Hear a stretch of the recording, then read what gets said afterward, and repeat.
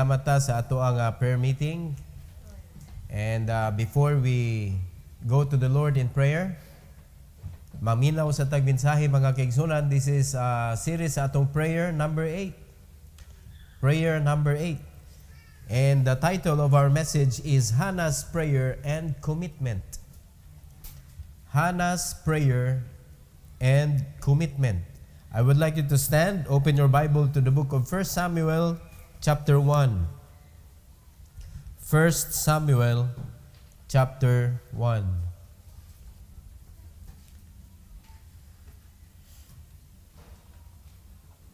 We will read verse number 10. 1 Samuel chapter 1 verse number 10. Together go. And she was in bitterness of soul, and prayed unto the Lord, and wept sore. So atong sabton ang verse mga kaigsunan, makapangutan na ta, ngano ka? Ngano kang guol kayo ni si Hannah? Ngano perti man niyang hilak kani si Hannah? So atong paminahon ang message mga kaigsunan, magampo ta. Heavenly Father, we thank you Lord for this wonderful evening that you have given us sa among prayer meeting.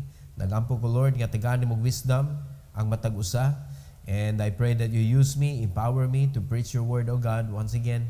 And this is for your glory, we ask in Jesus' name. Amen. You may take your seat, please. Hannah's prayer and commitment. Now, we know that Hannah, usa ni siya sa asawa mga kaigsunan ni Elkanah. Kani si Elkanah, nani siya duha ka asawa, usa ani mga kaigsunan si Penina, unya ang usa si Hannah. Unya si Penina naa siya mga anak, apan si Hannah wala. So mo ang problema ni Hannah kay murag gisirad-an sa Ginoo ang iyahang taguangkan. So ani panahon na mga kaigsunan, naghilak siya, grabe iyang kaguol. So nagampo siya ngadto sa Ginoo mga kaigsunan. So ang iyang gibuhat, ato ning gibuhatan og tulo ka punto mga kaigsunan, so that we can easily understand og easily remember ang kaning story. So sugdan nato, number 1, Hannah made a vow unto God. Hannah made a vow unto God. So nakita niya ang iyang problema og nasakitan siya sa iyang problema, because that is every woman's dream, to have children. So si Hannah na siya sa problema mga kaigsunan nga dili siya magkaanak. Walay problema si Elkanah tungod kay si Penina nakaanak man sila. So kani pag-abot ni Hannah mga kaigsunan, ang iyang gibuhat, nakigsaad siya sa Ginoo o naghatag siya panaad ngadto sa Ginoo. In verse number 11 to verse number 18, the Bible says, and she vowed a vow and said, O Lord of hosts, if thou wilt indeed look on the affliction of thine handmaid, and remember me, and not forget thine handmaid, but wilt give unto thine handmaid a man-child, then I will give him unto the Lord all the days of his life, and there shall no razor come upon his head. Grabe kay panaad. Specific prayer. A man-child. Nalimban ka niyang gipangayo sa Ginoo, tagay kong anak nga lalaki, og kung mahitabo ni, I will give him unto the Lord. So kayo mo unaon ba, ngano nangayo pa man siya nga iya naman day ihatag sa Ginoo?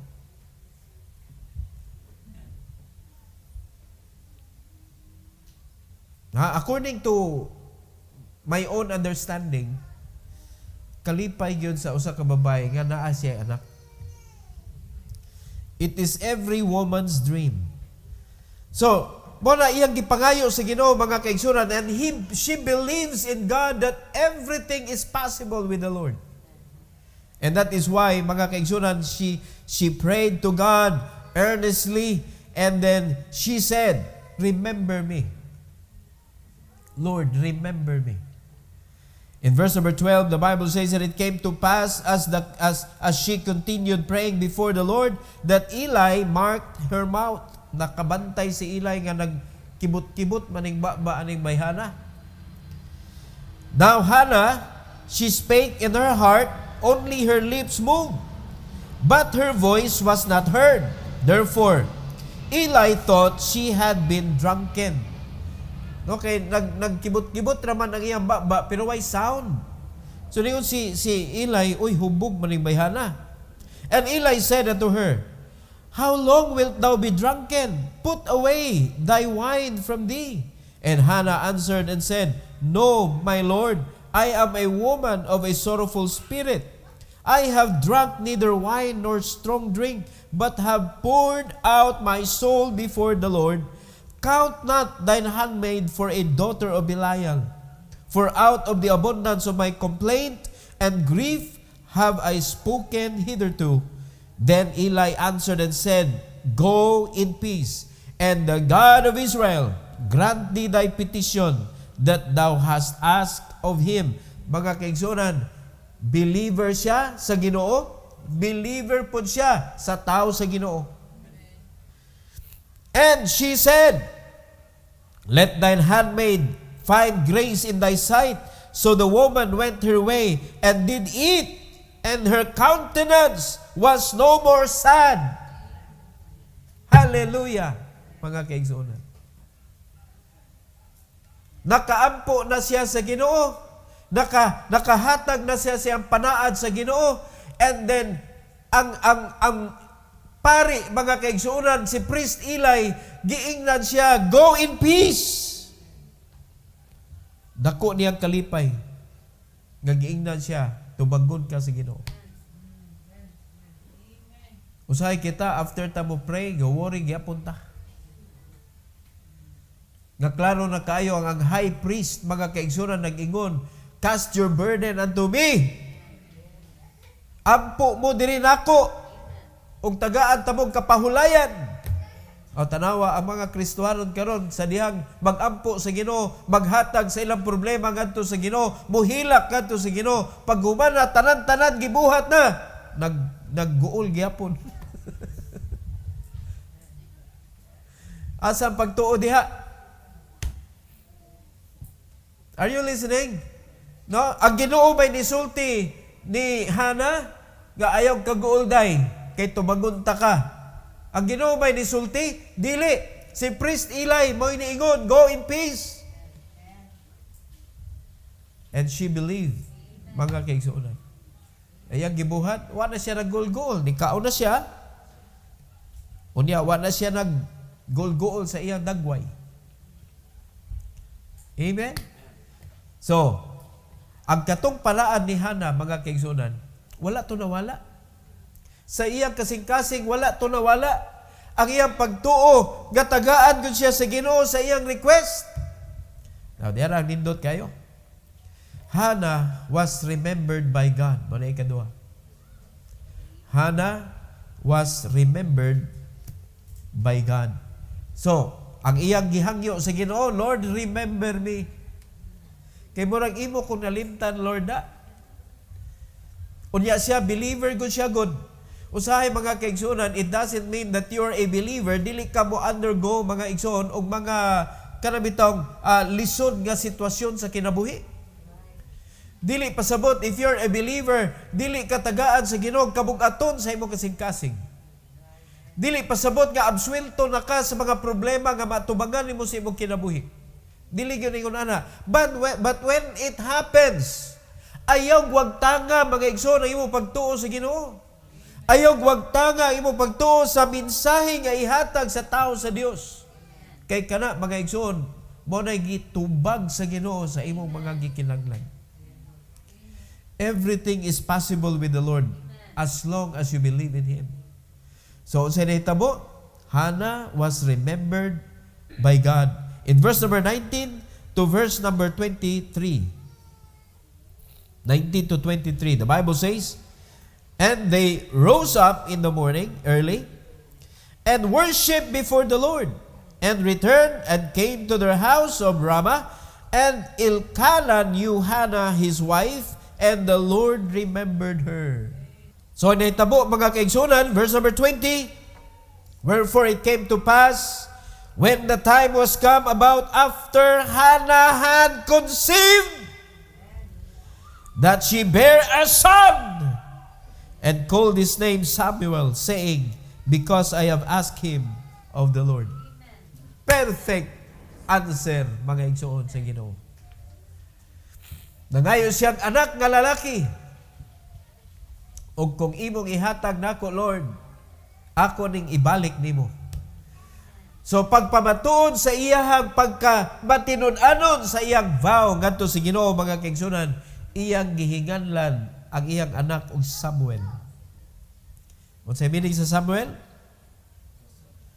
Tungod kay ako ning gipangayo sa Ginoo.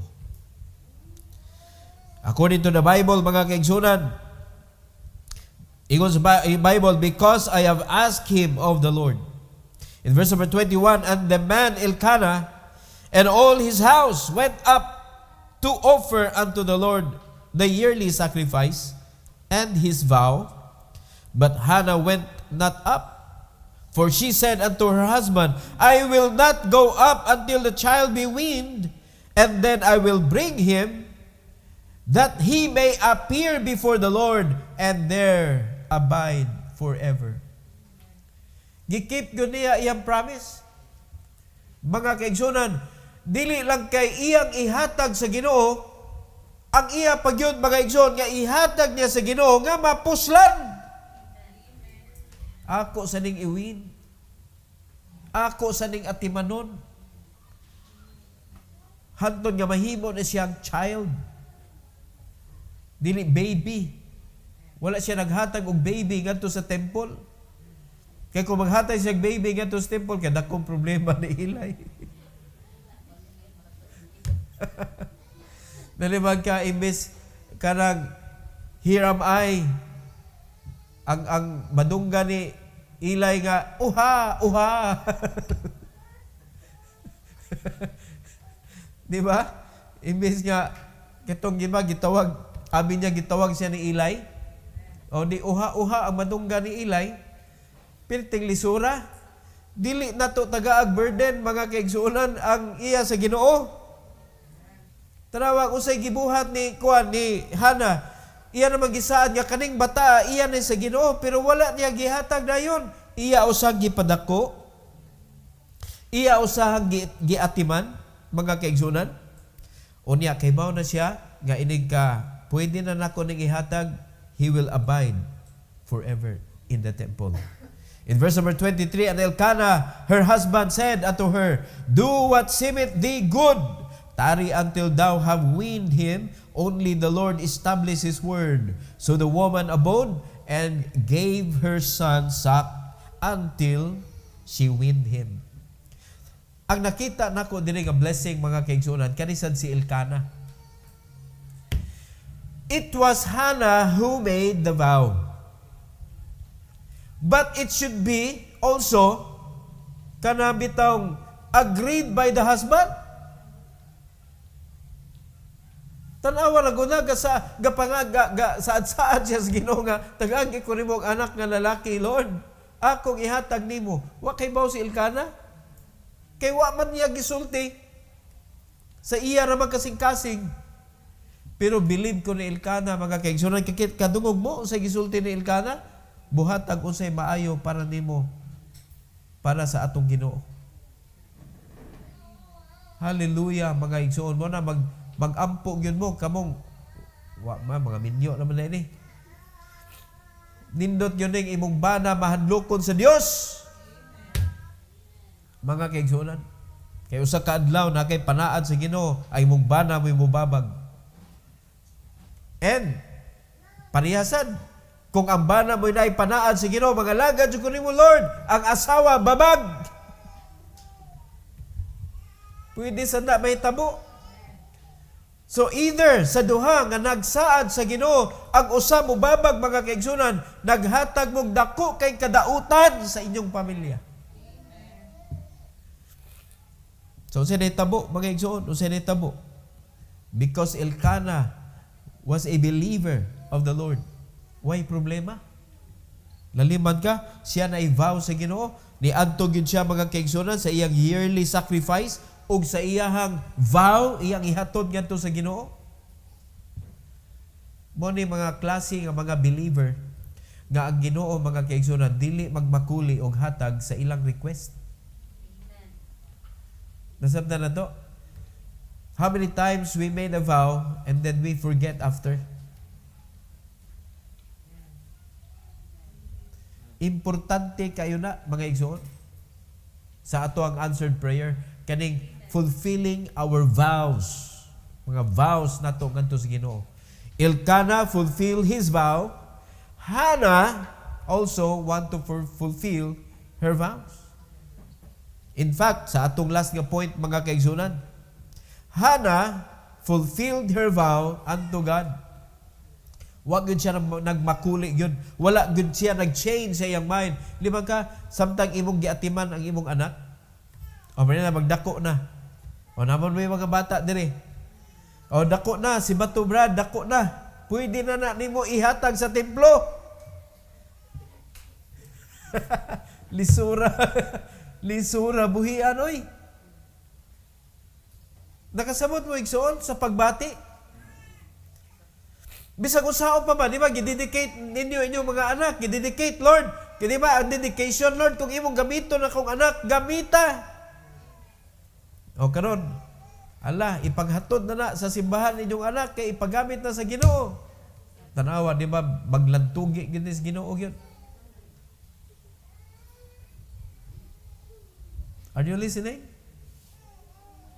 O si Andrew, panahon na. God with us good, Emmanuel. Ihatag na sa Ginoo. Dapat dili magmakuli. Mga kaigsunan, mao ni nahitabo. Si Hannah, wag gid siya nagunahuna nga usbon niya, wag gid na usab gyud. Nagpabilin ang iyahang pagtuo sa Ginoo. Now in verse number 24 to 28. And when she had weaned him, she took him up with her, with 3 bullocks, and 1 ephah of flour, and a bottle of wine, and brought him unto the house of the Lord in Shiloh, and the child was young. So, naanay kabuot. And they slew a bullock, and brought the child to Eli, and she said, O my Lord, as thy soul liveth, my Lord, I am the woman that stood by thee here praying unto the Lord. For this child I prayed, and the Lord hath given me my petition, which I asked of him. Therefore, listen, therefore also I have lent him to the Lord. As long as he liveth, he shall be lent to the Lord. And he worshiped the Lord there. Pagkaninduta mga kaigsunan.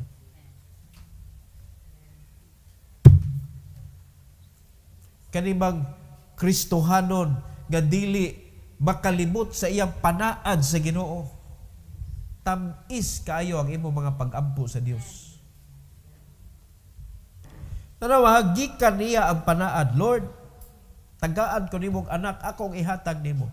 Gikan niya ang panaad mga kaigsunan, and from there, God molded a man, a prophet named Samuel, nga mahimong dako kaayong bahin sa kinabuhi ni David. Tanawa lang ninyo mga igsoon. Sugod lang yun sa pag-ampo sa usa ka babae nga nangayo sa Ginoo, usa ka anak nga lalaki. Dito nagsugod mga kaigsuonan. And here comes Prophet Samuel. Gadako kaayog part mga igsoon sa fulfillment sa kabubuton sa Ginoo. Nga kung wa pa nahimong true si Hannah sa iyang commitment when she prayed, walay Prophet Samuel. Amen? Unya, wa magkilay prophet kigamit na Ginoo sa panahon ni David para ingnon nga akong i-anoint ang usa sa anak ni Jesse, si Samuel man. Nga dili gahig uba, mutuman gyud si Ginoo. Laliman ka, magasaba kog hari gud. Only Prophet Samuel nangasaba og hari si King Saul gikasabaan. Nagsugod ra gyud na sa commitment sa usa ka babay nga dili manganak. Namabdos, gituman niya iyang promesa base sa iyang pag-ampo ngadto sa Ginoo. Ang iyang commitment, mga kaigsunan, wa niya kalimti, iyang gituman, and the blessing goes on. O kamo, naunaan ninyo, unsay gibati ni Hana og ni Elkana sa kinabuhi sa ilang anak. O kung ikay inahan, nga mo na nahimong kinabuhi sa imong anak, nga nahimong propeta, gigamit sa Ginoo. Naliman ka na, ako ning ipagamit sa Ginoo hangtod sa hangtod. Yung gilent ngadto sa Ginoo. Muna kita, di kita magkuan, di ta maglinaog sa Ginoo ba? Bisag unsa pay gamiton sa Ginoo sa atong kinabuhi, mga kaigsunan. If you don't want your prayer to be hindered, let God use anything He want to use from you. Let God use anything He wanted to use. Kay kaning tanan, iya man ni sa Ginoo gud. Amen? Bisan pa tuod ang gigamit niya nga word ba, iyang gilent ngadto sa Ginoo. Sa pagkatinuod, kita may gitugyanan bias Ginoo. Pero in spite of that, mga kaigsunan, it was accepted by God. And Samuel was blessed by God tremendously. Maybe it will happen to our children. Kasi dihang ato silang gi-surrender ngadto sa Ginoo, unya wa ta nakalimot sa atong promise, mga kaigsunan, nga kaning atong anak ato ning gisaad sa Ginoo, Lord, if you're going to use my son, use him for your glory and honor. Unya wa jud ka kalimot. Hantong nga dako imong anak, nagpakita siya nga kana bitaw naa siya gugma sa buluhaton sa Ginoo, because God heard your prayer and your promise.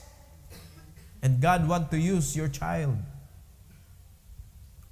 Will you allow God to use him?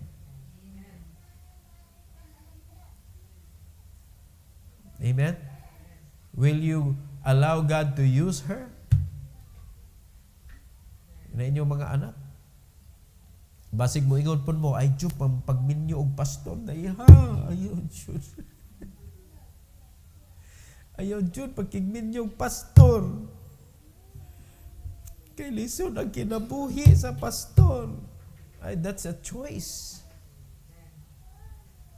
If you follow the guidelines of God, mga kaigsunan, you cannot see a man of God begging according to the words of David. I have been young and now I'm old.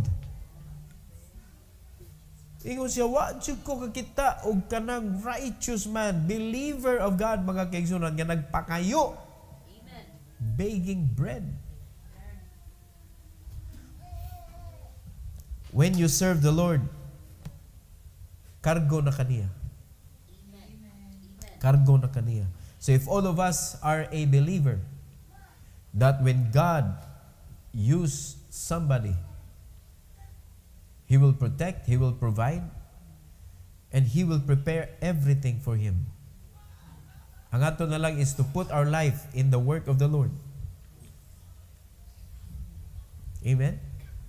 Palapdo na to ang buluhaton sa Ginoo. Kaya wala may mas nindot pa mabuhat na to aning kalibutan.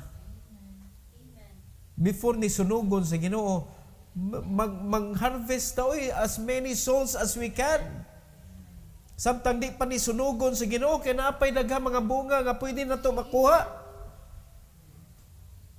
Are you listening? Daghan pa kayo, mga kaigsunan. Wala nga, whatever we can do for the work of God here, buhato na to sa grasya sa Ginoo. Amen? Because He is not sleeping. He is watching. He is watching from His throne. He is watching as He is with us, doing His work. Nindot kaayo ang pwedeng mabuhat sa Ginoo sa atong kinabuhi. Amen? Now, this is Hannah's prayer. And I believe, mga kaigsunan, that you also have your own prayer. Never lose your faith. And never forget your vow and commitment. No? Makita na to sa ilahag dedication. They worship the Lord. They worship the Lord. Muna usa nga dili nimo kalimtan gyud. Every time God wanted you to be in the church, you should be in the church. Every time. Matawag na to mga kaigsunan, that's the beginning of your journey to know Him more in your life. Kaya ka na pagpalta-palta sa simbahan, labaw na pagpalta-palta nimo sa imong Bible reading. Labaw na imong palta. Kaya ka nang pagbasa sa Bible, wa may nagtanaw nimo. Ikaw naman. Paltahan gani mo nga mga kita nimo, kana pangway mga kita nimo. So muna ka nang sigpaltag simba, dako kay tendency mga kaigsunan nga wa kay basa-basag Bible. Because when you read the Bible, ang kanang pagbasa nimo, man mo push nimo to go to church. Indikasyon na mga kaigsunan that you are with the Bible. And sometimes, na mga church-goer, gawa siya basa-basag Bible ay. Kana sige nagsimba ba, niya way sinimbahan. Kana sige simba niya, simbak ko gyapon. Dili gyapon definite ang iyahang una-una. No, walay direksyon gyapon ang iyang mga actions. So if you are really a church-goer and you can see and hear the direction of God para sa iyang specific church diri sa ato Lighthouse Bible Baptist Church, usa ka nga mga kaigsunan nga participator sa unsay buhaton nato diri sa church. Amen. Nga atong campaign karon mga kaigsunan nga strengthen yourself for the work of God. Free yourself and be a channel of God's blessing to other people. Muna itong campaign diri. Do not waste much of your time. Because according to the Bible, the days are evil. Redeem the time. Ayaw usiki. Amen? Wa kay baw kanu sa nakataman lig-on og lawas. Unya usahay, gabot na sa panahon nga daghan na kay kag sakit, di pa ka kahinumdom, Lord, kung imo kong lig-unon. Di pa ka pagkigsaan sa Ginoo, Lord, kung imo pa kong tagaag another chance. Imo na ang akong kinabuhi. Tagaan bitong chance, nakalimot. Diha tamat sinay panon God. Amen? Kopyahon na to ang karakteristik ni Hannah o ni Elkanah, mga kaigsunan. A perfect couple produces a perfect prophet na gigamit sa Ginoo, mga kaigsunan. Amen? Praise God for this story na atong kapanaminan tonight before we pray. Every head bow, every eye closed. Heavenly Father, thank you so much, O God, for the message that you have given us. Thank you for encouraging us sa kinabuhi ni Hannah o sa iya nga prayer diha kanimo, Lord, when she made a vow and she never forget sa iya mga saan nimo, Lord. Thank you so much, O God, nga ikaw nagtan-aw sa kasing-kasing and you remembered her. Thank you so much, O Lord. And when you answered her prayer, she never changed her commitment. She never forget her vow. Iya jud gihatag ang iyang anak nga mao si Samuel. Salamat kay Lord sa example nga imong ipakita kanamo karon. Tuguti Lord nga among makopya. Tuguti Lord nga among pagtuo mapariha kang Hannah. Gabisan sa usa ka imposible nga butang, Lord, ma-provide nimo. And we are going to give it back to you. Lord, please help us to have that kind of attitude, that kind of character. And thank you so much, O God, for teaching us. I pray that you allow us, O Lord, to remember it sa tibuok na mong kinabuhi, Lord, that we can do that like what Hannah did for your glory and honor. Thank you, Lord, and please bless your people as we pray to you, O God, our request. I pray that you give us that kind of faith, O Lord, tonight. In Jesus' name we pray. Amen. Amen. Praise the Lord. Amen.